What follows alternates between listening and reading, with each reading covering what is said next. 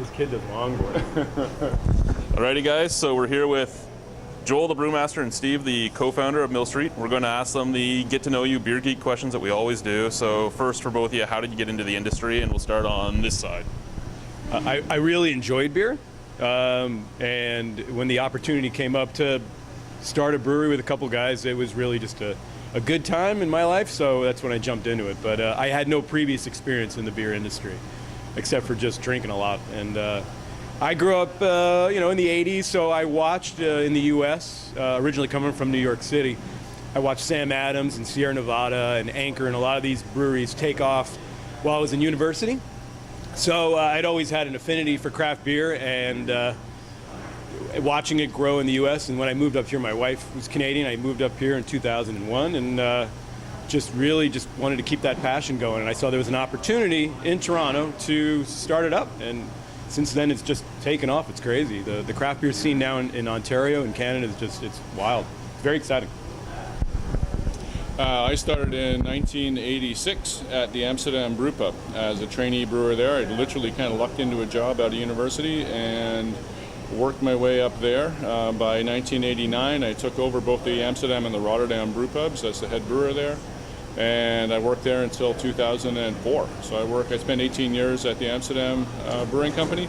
I took a year off, and then in 2005 I came here. So again, like Steve, just drank a lot of beer in university and had to figure out some way that was involved beer to pay back my beer-related university debts. And I kind of fell into it. I wasn't a home brewer. I actually sort of started home brewing kind of when I was a trainee. Like after I started working for a commercial brewery, I started home brewing to kind of figure out some stuff on my own beyond kind of what we were doing at the brew pub. And other than that, I just literally kind of worked my way up. I've been to a couple of short sort of brewing programs in the 90s in the States and in England. And that's kind of it. It's literally kind of a pretty homespun kind of Canadian craft brewer. I mean, craft brewing industry started in '83 in Ontario with Brick opening, and I mean there was Upper Canada and there was kind of Amsterdam and Wellington County, and there was a few kind of real seminal breweries that started back in the kind of mid '80s, and I was there when that happened and kind of jumped on the sleigh ride. Alrighty, so your favorite part of the industry? My favorite part of the industry is the innovative side of it, is the kind of being able to kind of have the freedom to kind of make really cool stuff. I mean, I think it's Mill Street, and it totally jives with my kind of philosophy, is that we have a real kind of professional attitude towards being innovators. Like, I mean, I'm not I'm not really into kind of doing different stuff just for the sake of it being different. Things to me really need to be kind of grounded, and they need to be grounded in tradition, and they also need to have a lot of whimsy to them, and you need a sort of mix of those two things so that people kind of actually, it has some relevance and has some context to people. So the ability, it's a long answer to a short question, but it's kind of that ability to kind of have the resources and the technical kind of wherewithal in a small brewery to actually do really truly cool stuff. It's gotten better. Like back in 20 years ago, we did used to just make stuff because it was different, and that was enough. But now, I mean, people have grown up, and the industry's grown up, and the consumer's grown up to the point where now it's just being different is not enough. You actually need to be good and different. So it's kind of cool to sort of see it catching up with kind of where I've been for a while. Not technically, I just mean sort of philosophically. It's kind of cool to see us making world-class beers in this industry that are also cool. For yourself? The favorite thing about there's a lot, but I guess it kind of fit with my personality doing this, just, the community. I've always enjoyed the camaraderie of the industry. Between brewers and companies, it's always been a neat fraternity there, or sorority now. Get a lot more women getting involved, which is awesome. But the ability for, when you get a call because someone's, got some kind of charity or a worthy cause, they always call on breweries. And it's amazing how we've been able to leverage our success to help all kinds of endeavors. I'm a big environmental guy, so we've been working with Earth Day Canada and lots of grassroots groups across Canada. And to me, that's really exciting that craft beer works hand in hand with communities. That's what it's all about. Joe always talks about beer on a human scale, but there's always a story behind the beer. And this is a lot of neat, kooky personalities, and you get to meet really interesting people. So it's, you've met them all. You saved the best for last. No, but it's a fun, wacky industry, and it's hard to beat that, and many other day jobs, I would imagine. So it's fun. Least favorite part of the industry? Man, I don't know. In this thing, I started off like wearing many hats, and some of the hats didn't fit me too well. I like to joke, from bookkeeping, that wasn't something I was so great at. When I went to Staples and bought a $50 QuickBooks and plugged it in, and the accountants joke that I really made a mess of things the first year. But it was a learning process. So that side, in any business, there's the bean counting side, which must be attended to, and I'll leave that to the experts. So, brewmaster, least favorite part of the industry? Least favorite is, and I understand it's a necessary evil. I'm going to sort of qualify my statement, but the regulatory sort of requirements of running a brewery are huge. It's the Brewer Association of Canada used to have a sort of a stat that they used to quote, that there was more regulations acting on a brewery in Canada than there were on a nuclear power facility in Canada.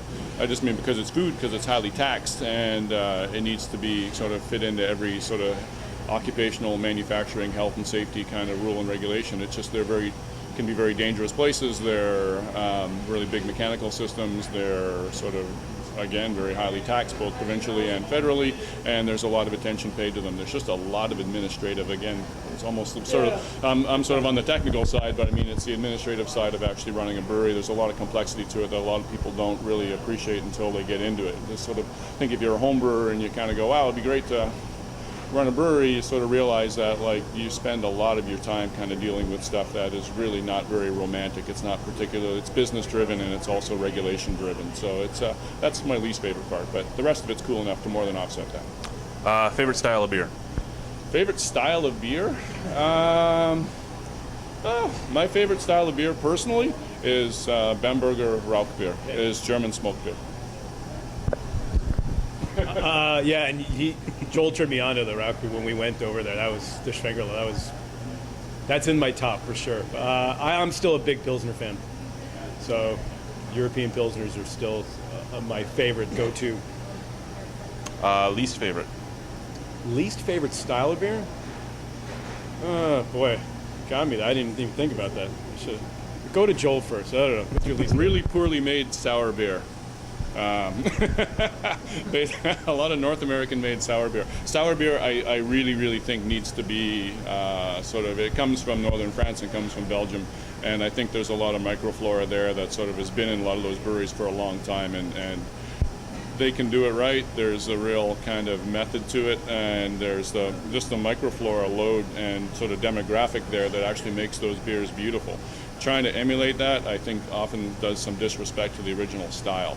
Just that some things should just be left alone and are hard to copy, and that I think is one of them. I've never even tried to do it because I don't know enough to do it, and I actually have so much respect for them that I would not want to denigrate any of them by kind of making a bad, horrible, cheesy North American copy of them. So really poorly made sour beer is about the only beer I've ever had in my life that I've not been able to drink. I can pretty much drink anything in the name of professional development, of course, but some of those bad boys, woo-wee, like no way, not even on like sort of my most desperate day ever when I need a beer more than anything. It was just like, actually, I can't drink this. So anyways, that's probably my least favorite. So other than that, maybe like big North American kind of light beer. The adjunct lager stuff. And even then, just like, I mean, instead of a glass of mineral water, they're probably like sort of on par, maybe slightly better, because at least they're kind of beer flavored. But as beers themselves, they're as a beverage, they're better than say water, but they're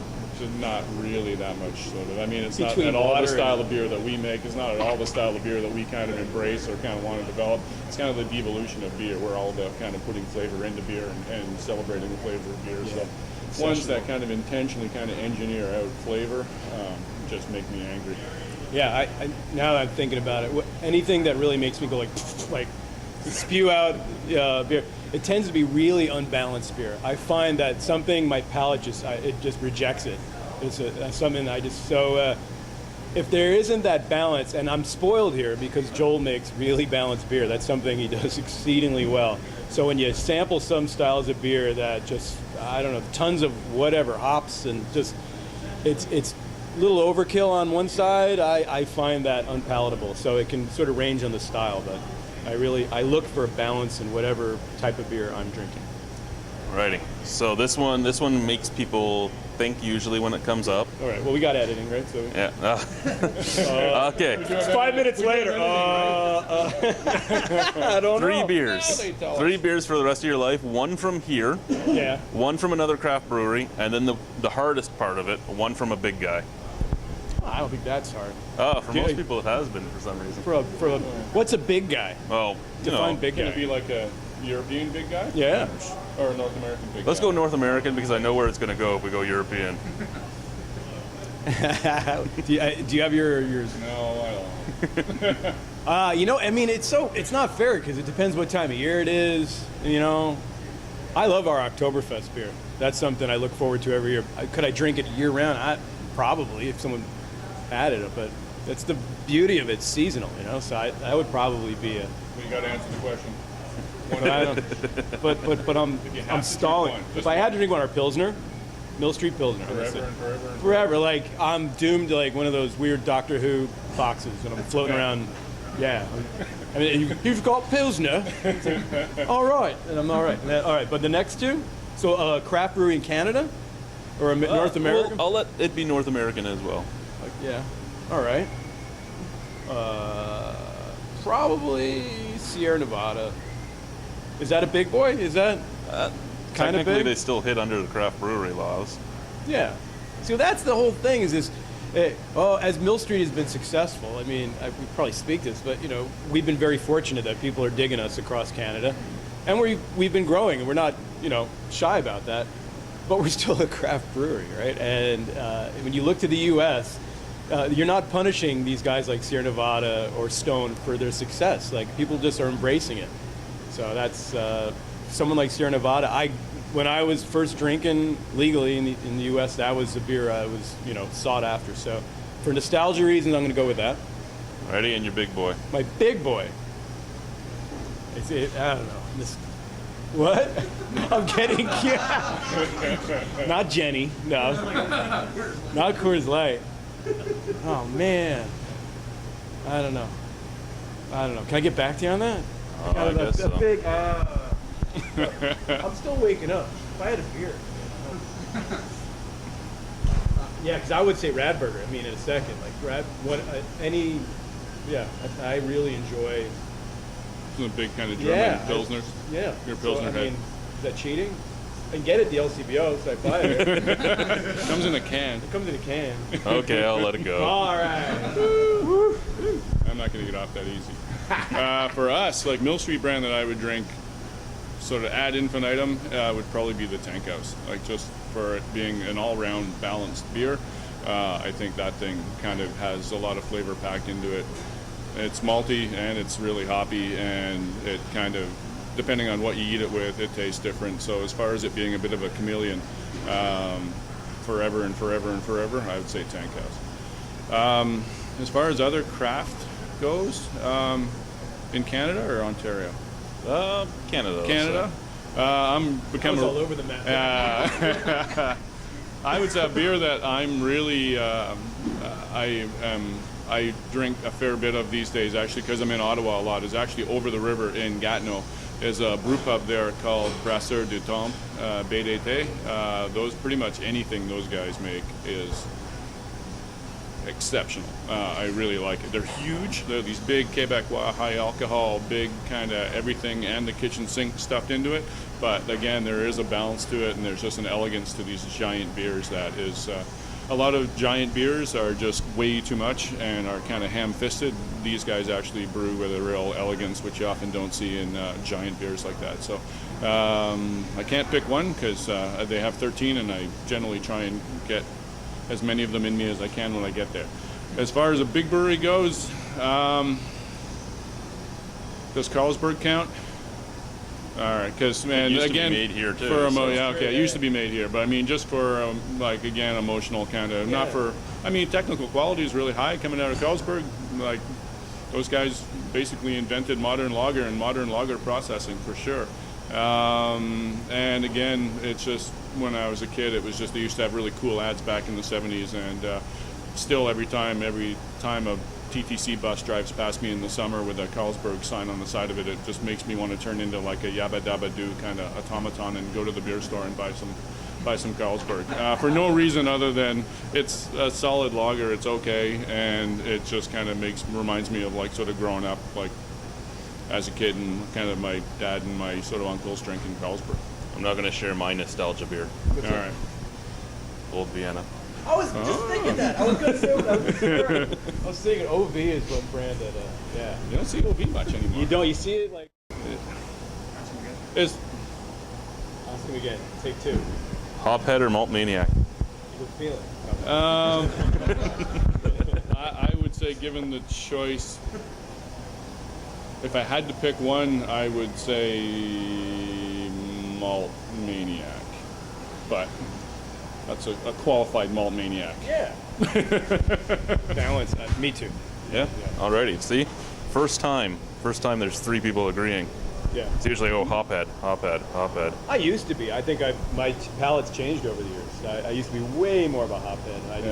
I've gone through phases where it's just pop. I can't get enough of it, and they just kind of burn out, and I need to just drink like milk for a week, and I get my palate sorted back out again, and then kind of start drinking kind of balanced beers. But I mean, they need to be grounded. Like the palate of every single beer has to be grounded. I mean, you can lay hops on top of it, and you can put a lot of bitterness in to kind of help balance out the sweetness from the malt. But I mean, there has to be a foundation of malt there.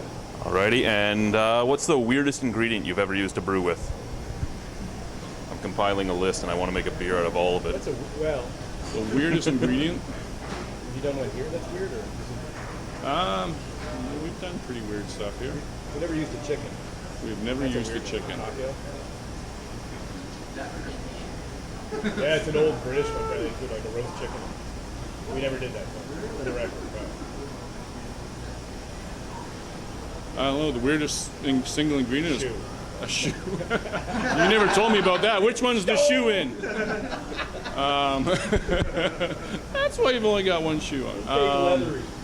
A little leathery. The weirdest ingredient I think I've ever brewed with is probably cocoa nibs, actually ground up, literally cocoa beans from Soma, a chocolatier over the lane here. We make a chocolate imperial stout with, and it's got a bunch of chocolate-based ingredients. And chocolate nibs, or if you've ever eaten chocolate nibs, they are one of the strangest things on the planet. So, I'm a big fan of Phillips, the chocolate porter. I had that recently.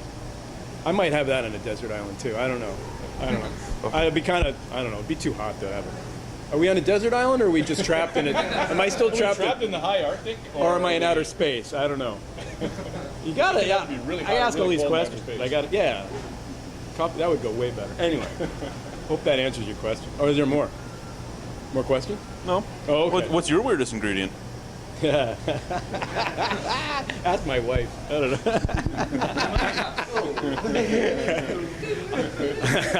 My weirdest ingredient? There is editing, right? Yeah. I don't know. I don't make beer, man. Alrighty. So I don't have a. I've watched things go into tanks, and I've questioned them, and I just turn a blind eye, and I should that go in there? And they go, just go do something. I'm like, okay, all right. I don't know. I mean, you hear stories over the year of funny stuff like going into tanks, but not at Mill Street. No, But you never hear those stories. There's lore in Toronto of for sure. things that fell into tanks that shouldn't have gone in, but it gets boiled out. So what's a hamburger and French fries and Big Mac? But not at Mill Street. But that never happened here, for the record. No, it did. Honestly, it's a famous story though. But I can't say the brewery, but it's that person's no longer in the brewery. Not at Mill Street. No. Yeah, no. There's another awesome story about another brewery, which will remain nameless, which was not Mill Street, or the Amsterdam. That used to one of the brewers used to steam hams right in the brew kettle. Would actually string them across like the above the boiling surface in the kettle. I will not tell you what brewery did that, but again, not Mill Street.